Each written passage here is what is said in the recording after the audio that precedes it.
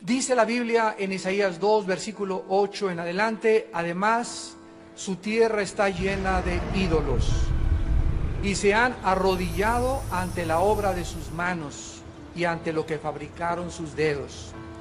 Y se ha inclinado el hombre y el varón se ha humillado. Por tanto, no los perdones. Métete en la peña, escóndete en el polvo de la presencia temible de Jehová y del resplandor de su majestad. La altivez de los ojos del hombre será abatida, y la soberbia de los hombres será humillada. Y Jehová solo será exaltado en aquel día, porque día de Jehová de los ejércitos vendrá sobre todo soberbio y altivo, sobre todo enaltecido, y será abatido, sobre todos los cedros del Líbano, altos y erguidos, y sobre todas las encinas de Basán, sobre todos los montes altos y sobre todos los collados elevados, sobre toda torre alta y sobre todo muro fuerte, sobre todas las naves de Tarsis y sobre todas las pinturas preciadas. La altivez del hombre será abatida, y la soberbia del hombre será humillada, y solo Jehová será exaltado en aquel día, y quitará totalmente los ídolos, y se meterán en las cavernas de las peñas y en las aberturas de la tierra por la presencia temible de Jehová y por el resplandor de su majestad, cuando él se levante para castigar la tierra.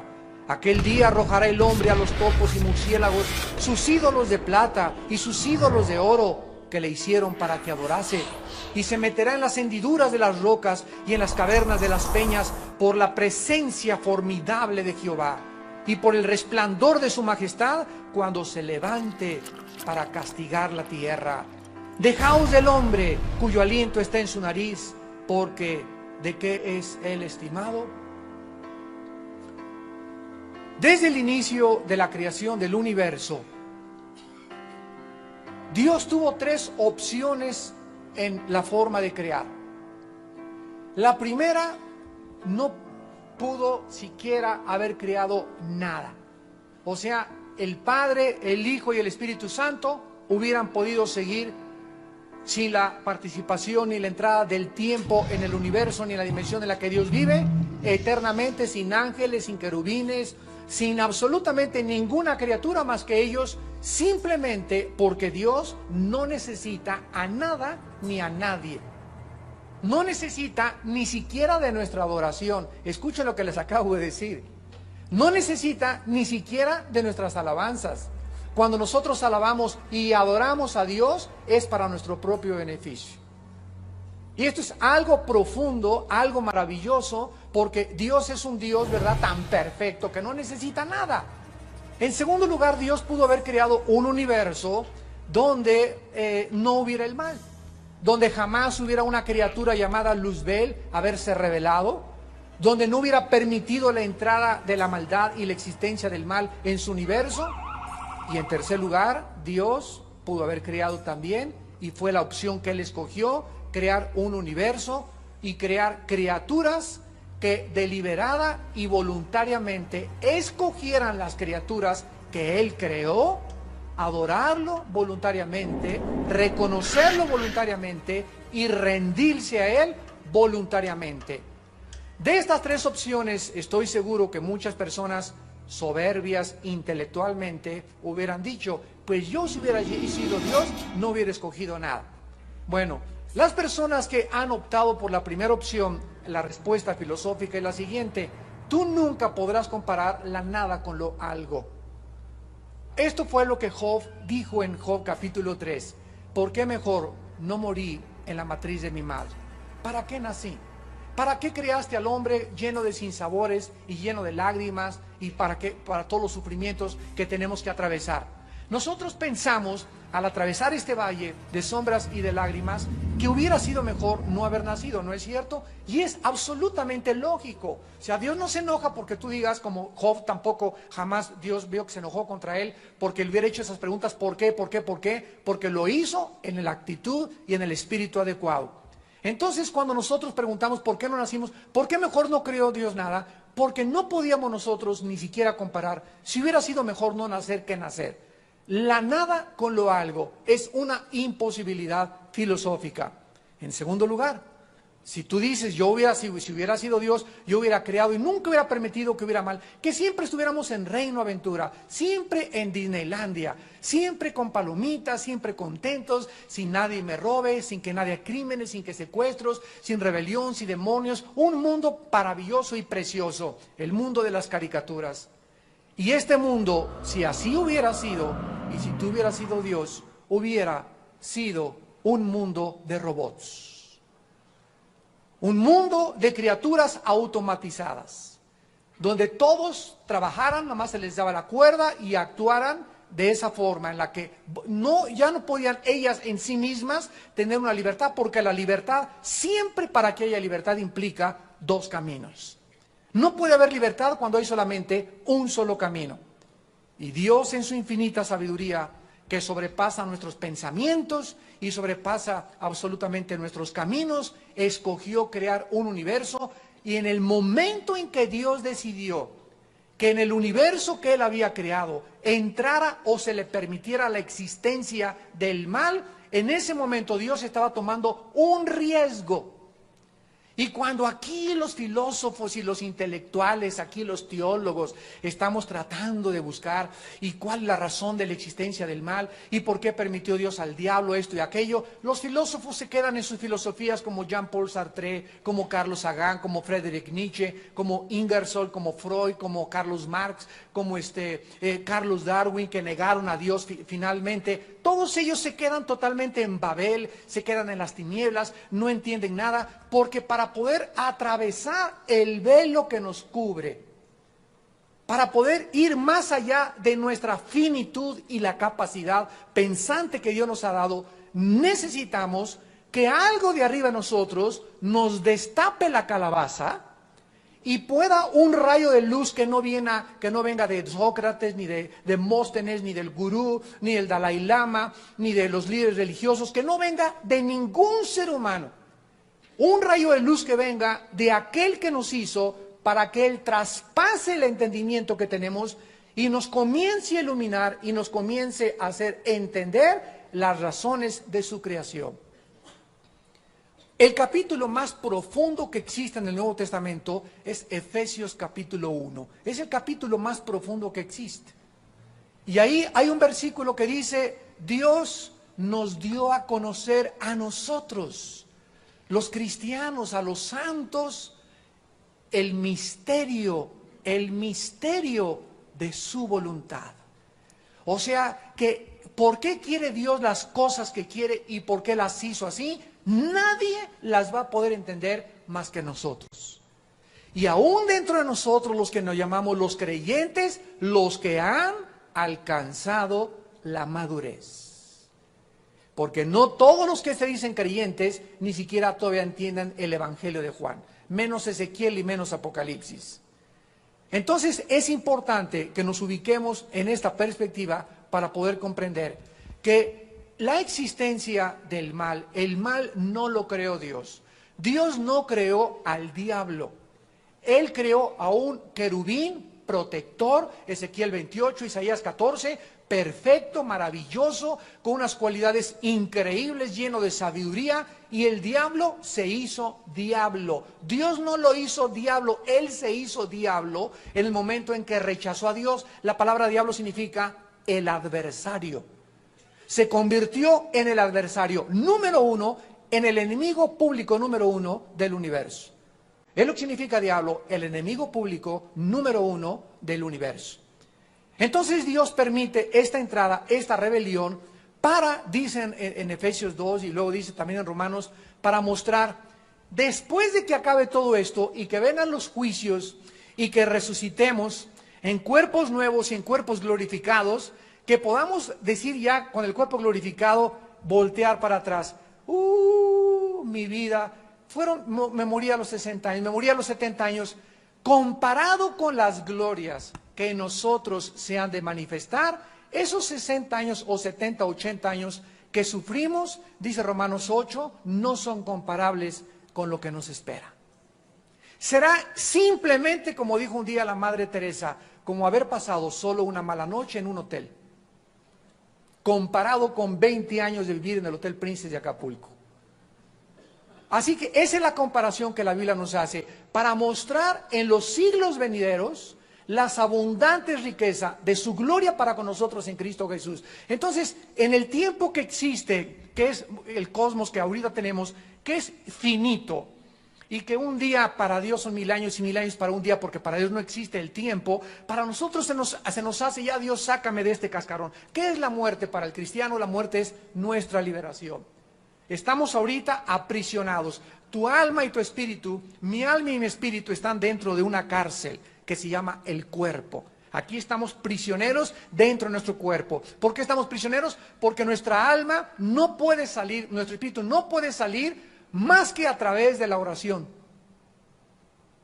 Más que a través de la oración. Con la oración salimos y hacemos contacto con la otra dimensión, la eternidad de Dios. Pero mientras tanto estamos aquí presos y este cuerpo en el cual es nuestra envoltura, todos los días se está degradando. Hay una desintegración celular cada segundo en nuestro cuerpo, cada vez envejecemos más, perdemos más los movimientos de los pulmones, del estómago, el oído, la vista, y nos volvemos a ser chiquitos otra vez a los 80, 90 años. Nacimos chiquitos, y salimos del capullito, y crecemos en la juventud, y otra vez comenzamos, va para atrás otra vez, chiquitos, y regresamos otra vez en la vejez a ser niños otra vez, donde nos tengan que volver a cuidar. Y esta es la forma en la que la Biblia describe la vida humana, como un haz de luz, como el vapor que aparece y se desaparece de repente, como un día en la existencia de la eternidad. Entonces, cuando comenzamos a entender esto, entendemos por qué la Biblia nos habla. Que aunque Dios permitió la rebelión y actualmente todavía Dios no encierra al diablo, y siguen los dictadores, y siguen las tensiones, y siguen los soberbios políticos, los soberbios filósofos, los soberbios criminales, sigue la gente creyendo que puede hacer lo que quiera, hay un día del juicio. Dios ha escogido y determinado un día en el cual juzgará a este mundo con justicia, dando fe, dice Hechos 11, 33 al 35, dando fe a todos con haber levantado a su Hijo de entre los muertos. La resurrección de Jesucristo es la evidencia de que Dios te va a juzgar y que Dios nos va a juzgar. El hecho de que Cristo haya resucitado de los muertos nos habla que hay vida después de la vida. Que con esta vida no acaba todo y que vamos a entregar cuentas todos, te burles o no te burles, te rías o no te rías. En este momento mastiques chicle y veas despectivamente así, pues será o no será. No importa tu actitud, la Biblia lo dice. No importa que tú lo creas o que no lo creas. Dios lo estableció en su palabra y el día de tu muerte verás y descubrirás que era verdad. Y Dios te da esta oportunidad, hoy que tú nos estás escuchando, para que tú te vuelvas a Dios. Para que reconozcas a Dios en tu corazón y para que te humilles delante de Él y ya no vivas solamente para este mundo que va a pasar con sus deseos, pero el que hace la voluntad del Padre Celestial permanecerá para siempre. En estos últimos días, antes de que estos juicios que vamos a estudiar en esta mañana caigan sobre este planeta, la Biblia profetizó hace cientos de siglos por medio de sus profetas hebreos, en este caso particular de Isaías, que versículo 8, que la tierra estaba llena de ídolos y todos inclinándose ante lo que fabricaron sus dedos. La idolatría no es simplemente construir una forma de un ser humano, ponerle Juan Diego a la estatua, inclinarnos delante de él, porque la idolatría, esa es la actitud externa de la idolatría.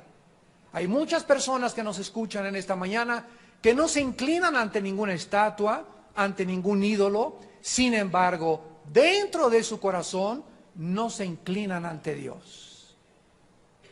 Y el hecho de que no te inclines ante el único, ¿qué significa inclinarte? Significa reconocer en mi corazón, humillarme en mi corazón, que de Él vivo, existo, por Él respiro, por Él tengo la vida, Él me ha dado lo que tengo, Él me lo puede quitar, Él me la puede dar, etcétera, etcétera. determinar que yo necesito someterme a sus leyes, a sus mandamientos, que yo no soy Dios, inclinarme al único que merece la gloria y la sabiduría en el universo, que es Dios. Si cualquier persona no se inclina, no respeta, no se somete, no se rinde al único Dios vivo y verdadero, en su corazón tiene un ídolo. Y tal vez ese ídolo seas tú mismo, porque solo te respetas a ti mismo. Tú pones las reglas para vivir. Tú determinas lo que es bueno y lo que es malo. En tu corazón tú eres el que dices, yo no me someto a nadie, yo no quiero que me vengan a dar sermones, etcétera, etcétera. ¿Por qué? Porque tú eres tu Dios. Porque has determinado que tú vas a poner las reglas y que tú vas a determinar cómo vivir. Y antes de que venga Cristo, también lo dice en Mateo 24, 25, 32 en adelante, como en los días de Noé. Así será la venida del Hijo del Hombre. Y la gente se encontrará comprando, bebiendo, dándose en casamiento, y no entendieron hasta que vino el diluvio y se los llevó a todos. O sea que cuando Cristo venga, la gente, no hay nada de malo en comprar, no hay nada de malo en casarse, no hay nada de malo en comer, no hay nada de malo en viajar, mientras tengas a Dios en tu corazón. Entonces la gente va a tratar de vivir como si la vida la tuviéramos comprada para los próximos 100 años, va a comenzar a hacer cosas, jajaja, jojojo, jijiji, placeres, adulterios, homosexualismo, robos, crímenes, secuestros, porque esta es la única vida que tenemos y vamos a tratar de disfrutarla lo más que podamos. Esta es la existencia de los seres humanos antes de que Cristo venga. Vean ustedes lo que en el Nuevo Testamento, en la segunda carta a Timoteo, capítulo 3, el apóstol Pablo escribió acerca, tal vez, de esta generación, sin duda, que tú y yo estamos viviendo. Segunda de Timoteo, capítulo 3. Dice Pablo, también debes saber esto, que en los postreros, ¿qué cosa? Esta palabra, ¿verdad?, significa en los últimos días vendrán, o sea, dice Pablo, ahorita estamos bajo el gobierno romano y estamos sufriendo persecución, pero déjenme decirles algo, en los últimos días, esos sí serán peligrosos. Y esta palabra peligrosos, chalepos en el griego, significa violentos, agresivos, amenazadores. Vienen sobre el mundo tiempos violentos. ¿Y quién puede negar esto? La violencia llena nuestras calles. La violencia llena Oaxaca. La violencia llena el Medio Oriente. La violencia llena Europa, París, Francia, incendiando los camiones, Estados Unidos. La violencia existe en el Asia, bombas a las embajadas, etcétera, etcétera. Grupos terroristas radicales. Por todos lados vemos el aumento de violencia. El mundo se encuentra ahorita atemorizado, se encuentra aterrorizado, se encuentra bajo el dominio del temor, del miedo. En España volando los trenes, en Inglaterra volando los trenes, etcétera, etcétera. Estos son los tiempos que Pablo dice que van todavía a agravarse. Y a continuación, describe por qué estos tiempos violentos. Por el carácter que el ser humano va a manifestar antes de que venga Cristo. O sea, de acuerdo a la Biblia, santos de Dios, el ser humano se va a degradar. Más y más y más y más en su carácter, Y vean ustedes que habrá hombres amadores de sí mismos. Esta es la primera característica que encabeza la lista que Pablo nos da. Amadores de sí mismos. Los seres humanos llegarán solamente a amarse a ellos. Pues si no soy feliz en mi matrimonio, ahí nos vemos. ¿Por qué? Porque yo quiero ser feliz. O sea, en lugar de que diga, yo no me casé para que yo sea feliz, yo me casé para hacerte feliz a ti. En eso consiste el amor, no en que lo hayamos amado, sino que Él nos amó primero y se entregó por nosotros en una cruz.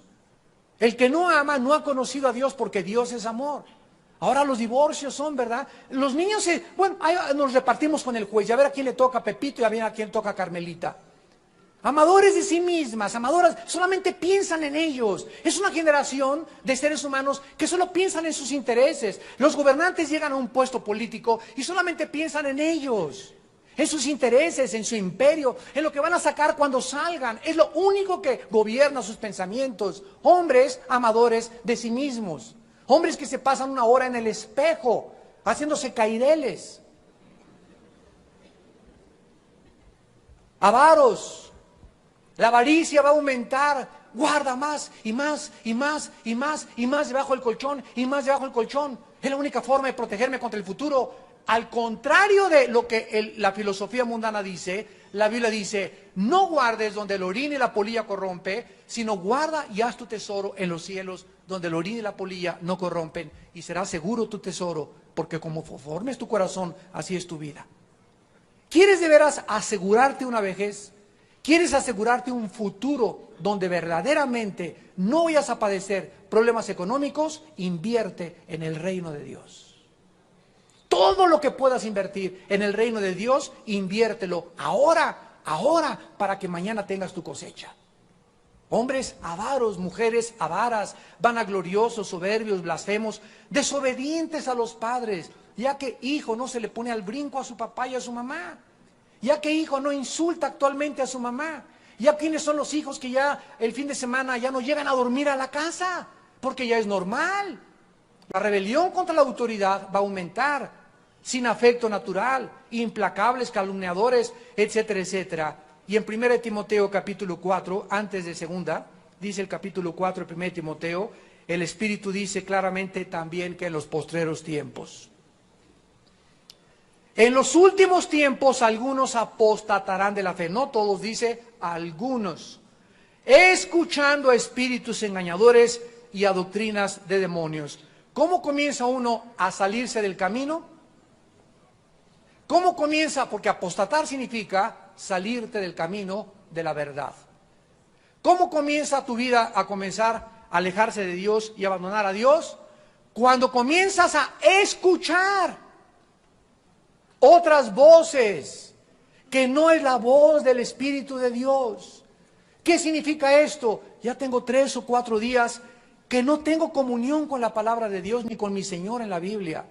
Ya tengo una semana que voy solamente el domingo a escuchar el mensaje, ya no oigo cassettes, ya no oigo la palabra de Dios, y me están hablando en mi escuela, me están hablando mis amigas en el salón de belleza, me están hablando todos mis parientes, mi cuñada, voces que no vienen de Dios, de personas que no son cristianas, y todas esas voces que nos hablan todos los días, tienen el propósito de alejarnos de Dios.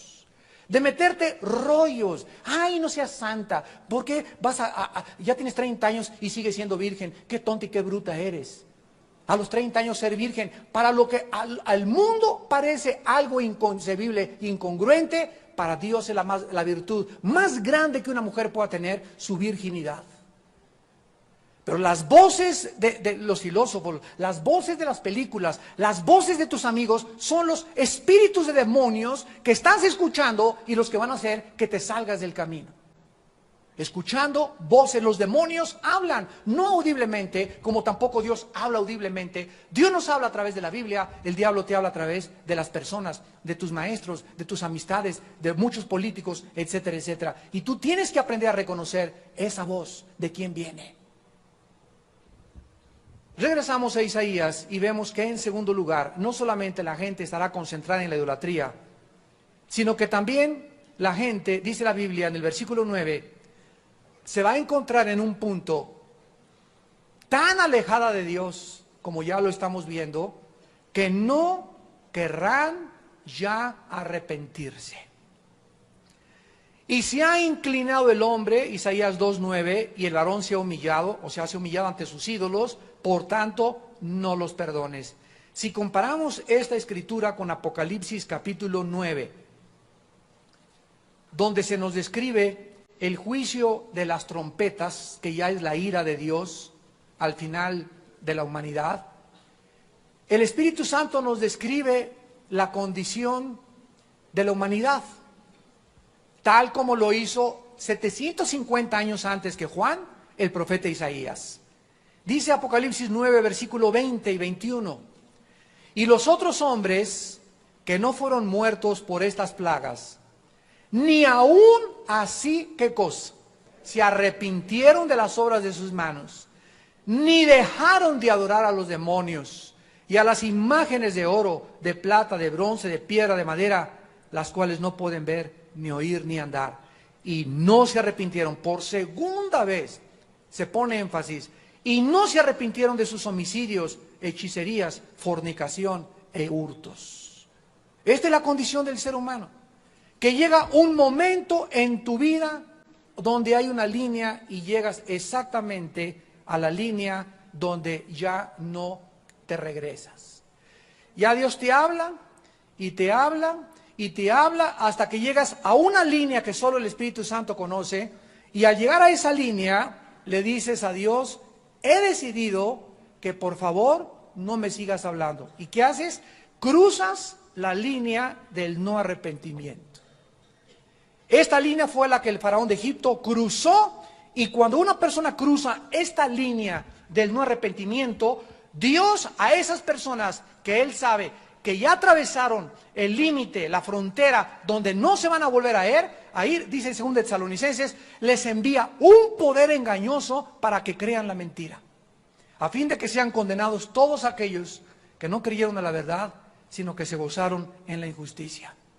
Cuando vio Dios que Faraón cruzó esa, endureció Dios a Faraón. Y luego, ¿por qué endureció Dios a Faraón? Porque antes ya Faraón había decidido no creer a Dios. Por eso Dios lo endurece. Y es el momento más peligroso y el juicio más grande que una persona pueda tener. Que tú en este momento oigas la voz de Dios y seas insensible. Que estés tan endurecido en tu corazón. Ustedes que nos ven por la televisión también, y que no sientas ahorita la conciencia del Espíritu Santo que te dice: arrepiéntete de tus pecados, vuélvete de tus pecados, no sigas por el camino que estás viviendo, no sigas practicando los pecados que estás pecando, porque puedes llegar a esa línea del no arrepentimiento. En Proverbios 29:1 dice: el que reprendido endurece la cerviz, ya no habrá después medicina para él. En Romanos capítulo 2, versículos 5 al 9, dice el apóstol: pero por tu dureza y por tu corazón no arrepentido, atesoras para ti mismo ira para el día de la ira. ¿Cuál es ese día de la ira de Romanos 2:5? El día de la ira de Isaías capítulo 2, el día cuando Dios viene a juzgar el mundo.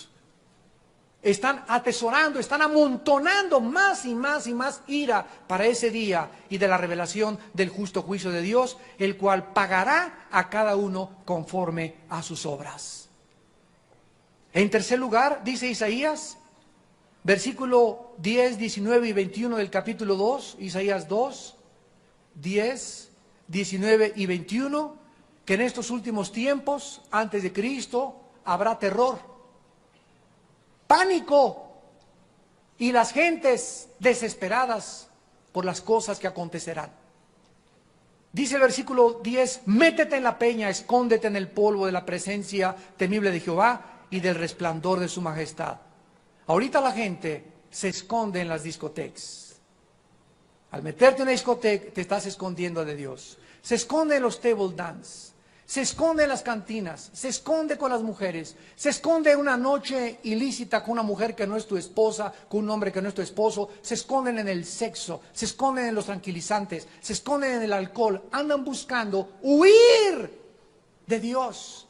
Pero cuando Él venga, ya no se van a poder esconder, se van a esconder, dice la Biblia, en el polvo, van a querer meterse en la tierra, no van a soportar el momento en que vean a Cristo viniendo con sus ángeles y con nosotros a este mundo. No van a soportar y decir: es verdad, y se van a jalar los pelos, no van a saber qué hacer, y va a ser tan fuerte la santidad que va a desplegar y la gloria que va a desplegar Jesucristo con sus ángeles y con los caballos que trae detrás de Él, que la gente no va a soportar ver la luz. Si ahorita dices: no me hables más de Dios, no me hables más de la Biblia, es porque tus chamucos que tienes dentro, tus demonios que tienes dentro, así es como te ponen, te alteran, te vuelven irritable, te vuelven desvergonzado, te vuelven cínico, cínica. ¿Por qué? Porque no quieres las cosas de Dios. Dice la Biblia que la gente va a buscar escapar escondiéndose en las cuevas. Dice en Lucas capítulo 21, el Señor Jesucristo hablando de estos días también con sus propias palabras. Dice Lucas capítulo 21. Versículo 25 y 26. Entonces habrá señales en el sol, en la luna y en las estrellas, y en la tierra angustia de las gentes. ¿Estás ahorita angustiado? ¿Estás ahorita deprimido?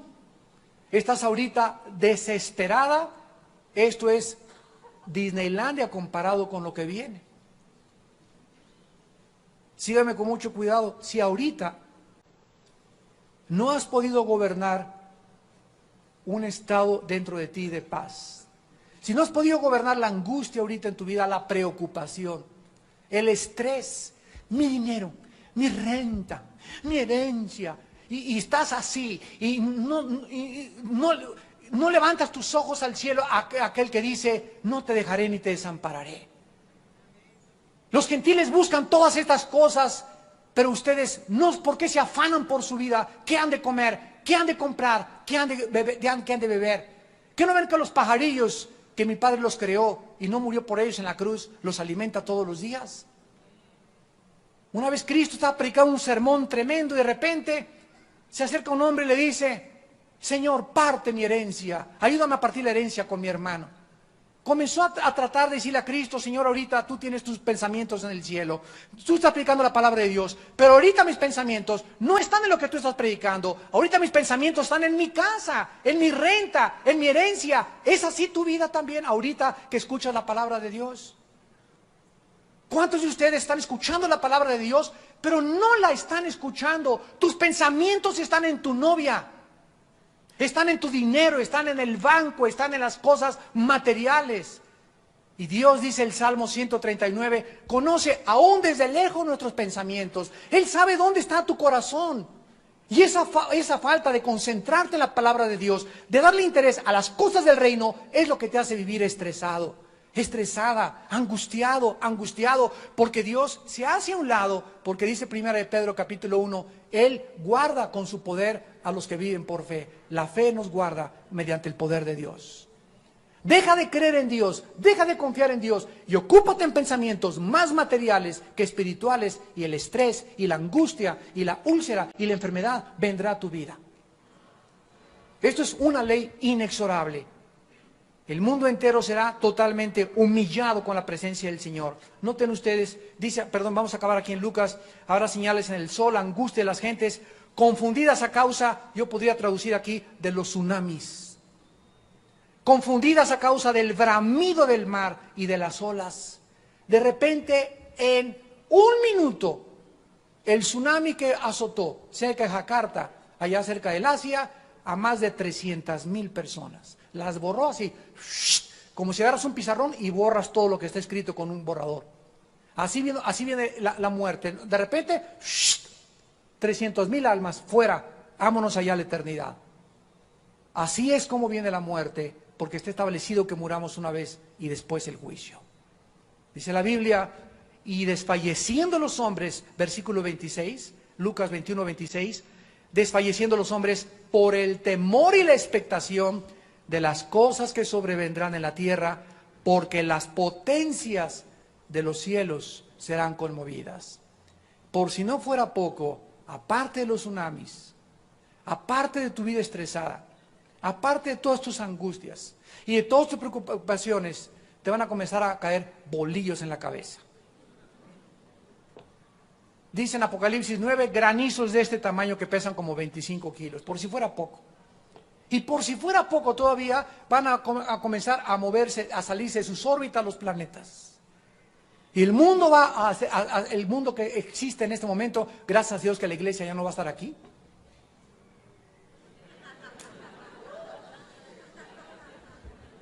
See you later, alligator. Y las gentes que se queden podrán comprobar que era demasiado tarde venir a Cristo. Por eso hoy te habla el Espíritu Santo y te dice, ven a la cruz.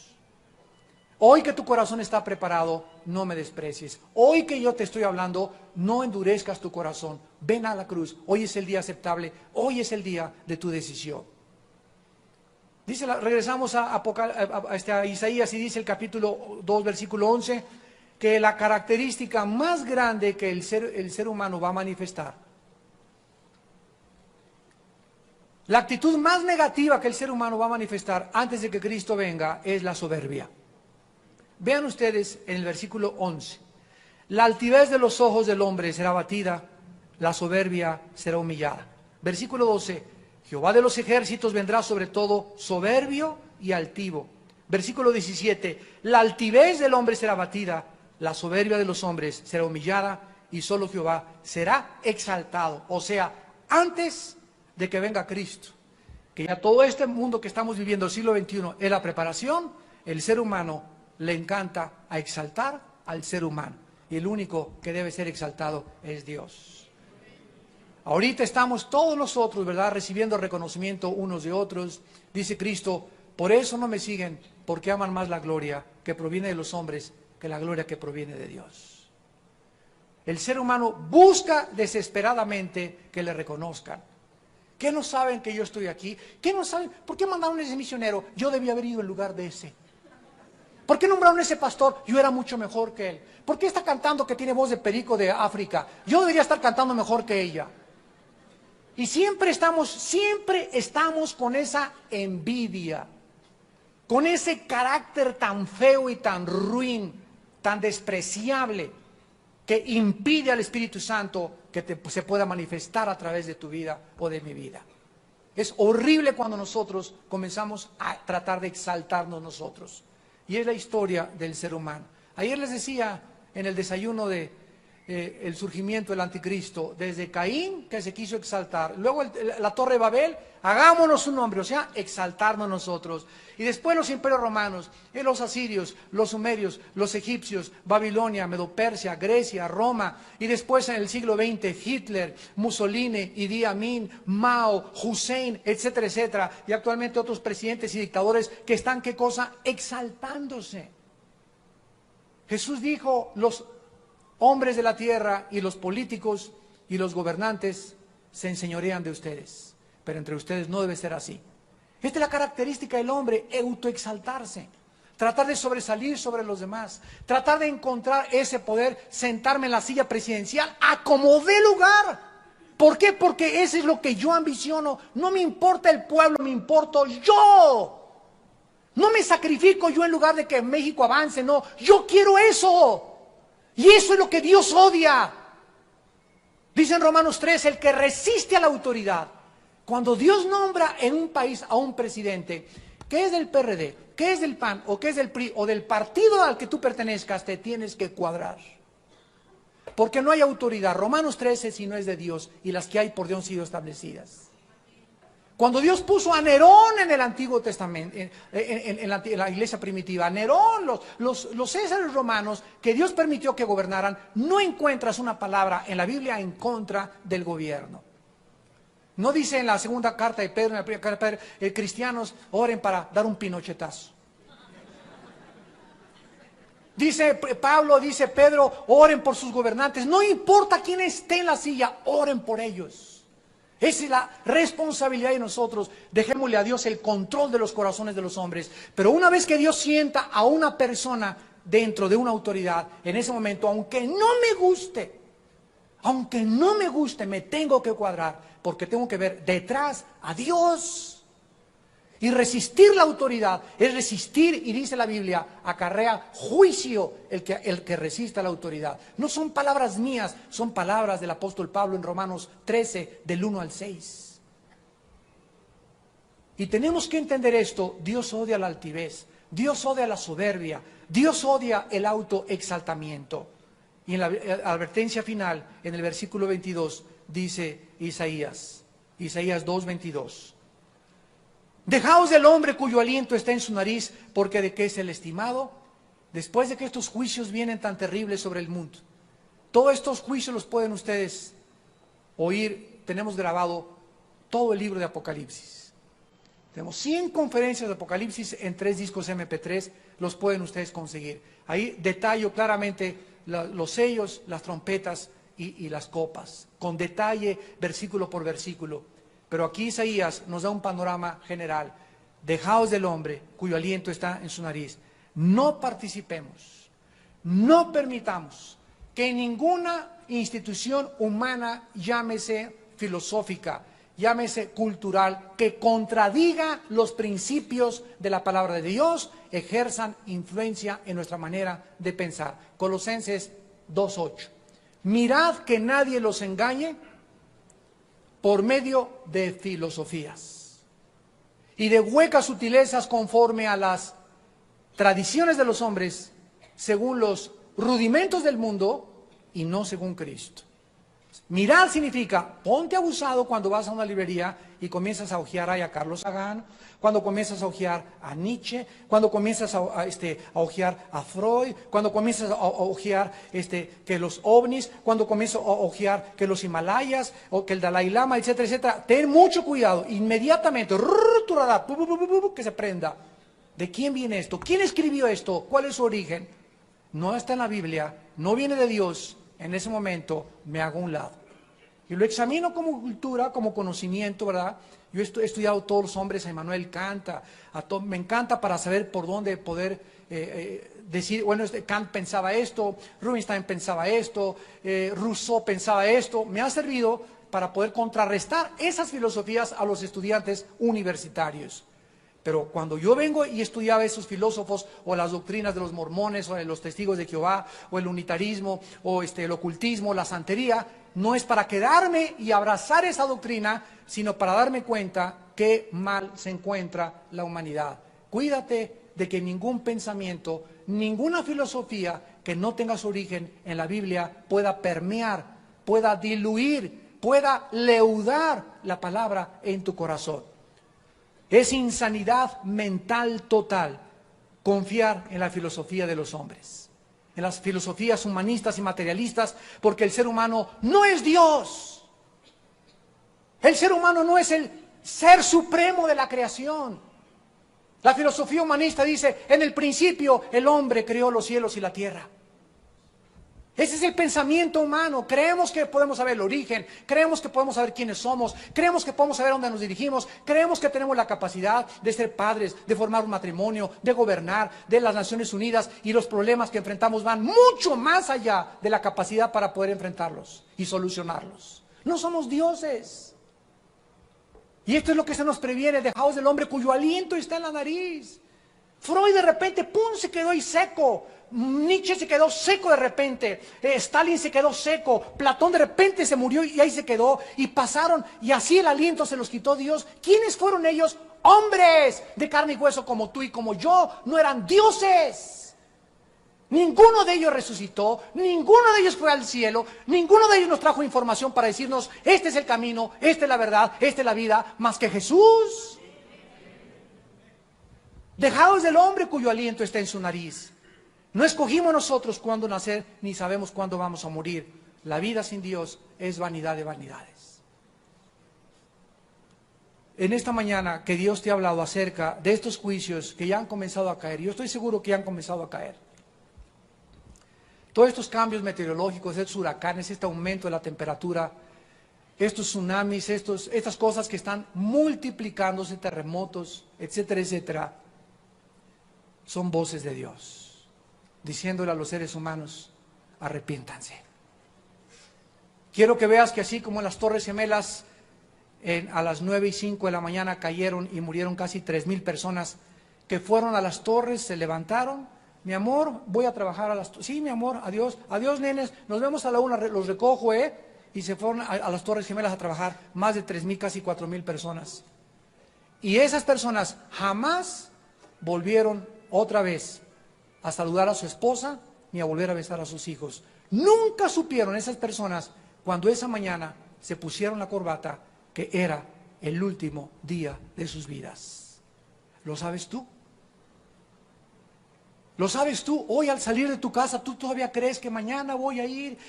El miércoles tengo una cita con mi amante, el jueves voy a hacer una tranza, el que no tranza no avanza.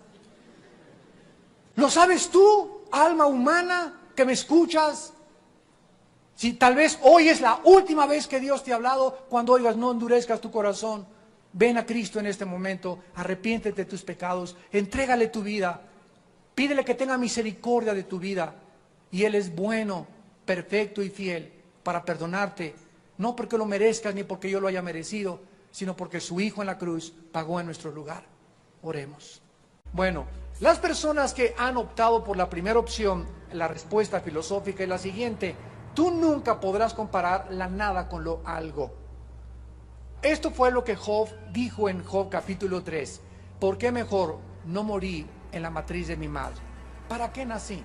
¿Para qué creaste al hombre lleno de sinsabores y lleno de lágrimas? ¿Y para qué? Para todos los sufrimientos que tenemos que atravesar. Nosotros pensamos, al atravesar este valle de sombras y de lágrimas, que hubiera sido mejor no haber nacido, ¿no es cierto? Y es absolutamente lógico. O sea, Dios no se enoja porque tú digas, como Job tampoco, jamás Dios vio que se enojó contra él porque él hubiera hecho esas preguntas, ¿por qué? ¿Por qué? ¿Por qué? Porque lo hizo en la actitud y en el espíritu adecuado. Entonces, cuando nosotros preguntamos por qué no nacimos, ¿por qué mejor no creó Dios nada? Porque no podíamos nosotros ni siquiera comparar si hubiera sido mejor no nacer que nacer. La nada, y esto es algo profundo, algo maravilloso, porque Dios es un Dios, ¿verdad?, tan perfecto que no necesita nada. En segundo lugar, Dios pudo haber creado un universo donde no hubiera el mal, donde jamás hubiera una criatura llamada Luzbel haberse revelado, donde no hubiera permitido la entrada de la maldad y la existencia del mal en su universo. Y en tercer lugar, Dios pudo haber creado también, y fue la opción que Él escogió, crear un universo y crear criaturas que deliberada y voluntariamente escogieran las criaturas que Él creó, adorarlo voluntariamente, reconocerlo voluntariamente y rendirse a Él voluntariamente. De estas tres opciones, estoy seguro que muchas personas soberbias intelectualmente hubieran dicho, pues yo si hubiera sido Dios, no hubiera escogido nada. Es porque, ¿de qué es Él estimado?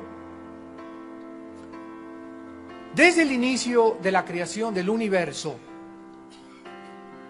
Dios tuvo tres opciones en la forma de crear. La primera, no pudo siquiera haber creado nada. O sea, el Padre, el Hijo y el Espíritu Santo hubieran podido seguir sin la participación ni la entrada del tiempo en el universo ni en la dimensión en la que Dios vive, eternamente, sin ángeles, sin querubines, sin absolutamente ninguna criatura más que ellos, simplemente porque Dios no necesita a nada ni a nadie. No necesita ni siquiera de nuestra adoración. Escuchen lo que les acabo de decir. No necesita ni siquiera de nuestras alabanzas. Cuando nosotros alabamos y adoramos a Dios, es para nuestro propio beneficio. Elevados sobre toda torre alta y sobre todo muro fuerte, sobre todas las naves de Tarsis y sobre todas las pinturas preciadas. La altivez del hombre será abatida y la soberbia del hombre será humillada. Y solo Jehová será exaltado en aquel día y quitará totalmente los ídolos. Y se meterán en las cavernas de las peñas y en las aberturas de la tierra por la presencia temible de Jehová y por el resplandor de su majestad, cuando Él se levante para castigar la tierra. Aquel día arrojará el hombre a los topos y murciélagos sus ídolos de plata y sus ídolos de oro que le hicieron para que adorase, y se meterá en las hendiduras de las rocas y en las cavernas de las peñas por la presencia formidable de Jehová y por el resplandor de su majestad, cuando se levante para castigar la tierra. Dejaos del hombre cuyo aliento está en su nariz. Dice la Biblia en Isaías 2, versículo 8 en adelante, además su tierra está llena de ídolos y se han arrodillado ante la obra de sus manos y ante lo que fabricaron sus dedos. Y se ha inclinado el hombre y el varón se ha humillado. Por tanto, no los perdones. Métete en la peña, escóndete en el polvo de la presencia temible de Jehová y del resplandor de su majestad. La altivez de los ojos del hombre será abatida y la soberbia de los hombres será humillada. Y Jehová solo será exaltado en aquel día, porque día de Jehová de los ejércitos vendrá sobre todo soberbio y altivo, sobre todo enaltecido y será abatido, sobre todos los cedros del Líbano altos y erguidos y sobre todas las encinas de Basán, sobre todos los montes altos y sobre todos los collados helados, donde no hubiera permitido la entrada de la maldad y la existencia del mal en su universo. Y en tercer lugar, Dios pudo haber creado también, y fue la opción que Él escogió, crear un universo y crear criaturas que deliberada y voluntariamente escogieran las criaturas que Él creó, adorarlo voluntariamente, reconocerlo voluntariamente y rendirse a Él voluntariamente. De estas tres opciones, estoy seguro que muchas personas soberbias intelectualmente hubieran dicho, pues yo si hubiera sido Dios, no hubiera escogido nada. Bueno, las personas que han optado por la primera opción, la respuesta filosófica es la siguiente: tú nunca podrás comparar la nada con lo algo. Esto fue lo que Job dijo en Job capítulo 3. ¿Por qué mejor no morí en la matriz de mi madre? ¿Para qué nací? ¿Para qué creaste al hombre lleno de sinsabores y lleno de lágrimas? ¿Y para qué? Para todos los sufrimientos y sobre todas las pinturas preciadas. La altivez del hombre será abatida y la soberbia del hombre será humillada. Y solo Jehová será exaltado en aquel día y quitará totalmente los ídolos. Y se meterán en las cavernas de las peñas y en las aberturas de la tierra por la presencia temible de Jehová y por el resplandor de su majestad, cuando Él se levante para castigar la tierra. Aquel día arrojará el hombre a los topos y murciélagos sus ídolos de plata y sus ídolos de oro que le hicieron para que adorase, y se meterá en las hendiduras de las rocas y en las cavernas de las peñas por la presencia formidable de Jehová y por el resplandor de su majestad, cuando se levante para castigar la tierra. Dejaos del hombre cuyo aliento está en su nariz, porque ¿de qué es él estimado? Desde el inicio de la creación del universo, Dios tuvo tres, dice la Biblia en Isaías 2, versículo 8 en adelante: además, su tierra está llena de ídolos, y se han arrodillado ante la obra de sus manos y ante lo que fabricaron sus dedos. Y se ha inclinado el hombre y el varón se ha humillado. Por tanto, no los perdones. Métete en la peña, escóndete en el polvo de la presencia temible de Jehová y del resplandor de su majestad. La altivez de los ojos del hombre será abatida, y la soberbia de los hombres será humillada. Y Jehová solo será exaltado en aquel día, porque día de Jehová de los ejércitos vendrá sobre todo soberbio y altivo, sobre todo enaltecido, y será abatido, sobre todos los cedros del Líbano, altos y erguidos, y sobre todas las encinas de Basán, sobre todos los montes altos y sobre todos los collados elevados, sobre toda torre alta y sobre todo muro fuerte, sobre todas las naves de Tarsis, que tenemos que atravesar. Nosotros pensamos, al atravesar este valle de sombras y de lágrimas, que hubiera sido mejor no haber nacido, ¿no es cierto? Y es absolutamente lógico. O sea, Dios no se enoja porque tú digas, como Job tampoco, jamás Dios vio que se enojó contra él porque él hubiera hecho esas preguntas: ¿por qué? ¿Por qué? ¿Por qué? Porque lo hizo en la actitud y en el espíritu adecuado. Entonces, cuando nosotros preguntamos ¿por qué no nacimos? ¿Por qué mejor no creó Dios nada? Porque no podíamos nosotros ni siquiera comparar si hubiera sido mejor no nacer que nacer. La nada con lo algo es una imposibilidad filosófica. En segundo lugar, si tú dices, si hubiera sido Dios, yo hubiera creado y nunca hubiera permitido que hubiera mal, que siempre estuviéramos en Reino Aventura, siempre en Disneylandia, siempre con palomitas, siempre contentos, sin nadie me robe, sin que nadie crímenes, sin que secuestros, sin rebelión, sin demonios, un mundo maravilloso y precioso, el mundo de las caricaturas. Y este mundo, si así hubiera sido, y si tú hubieras sido Dios, hubiera sido opciones en la forma de crear. La primera, no pudo siquiera haber creado nada. O sea, el Padre, el Hijo y el Espíritu Santo hubieran podido seguir sin la participación ni la entrada del tiempo en el universo ni en la dimensión en la que Dios vive, eternamente, sin ángeles, sin querubines, sin absolutamente ninguna criatura más que ellos, simplemente porque Dios no necesita a nada ni a nadie. No necesita ni siquiera de nuestra adoración. Escuchen lo que les acabo de decir. No necesita ni siquiera de nuestras alabanzas. Cuando nosotros alabamos y adoramos a Dios, es para nuestro propio beneficio. Y esto es algo profundo, algo maravilloso, porque Dios es un Dios, ¿verdad?, tan perfecto que no necesita nada. En segundo lugar, Dios pudo haber creado un universo donde no hubiera el mal, donde jamás hubiera una criatura llamada Luzbel haberse revelado.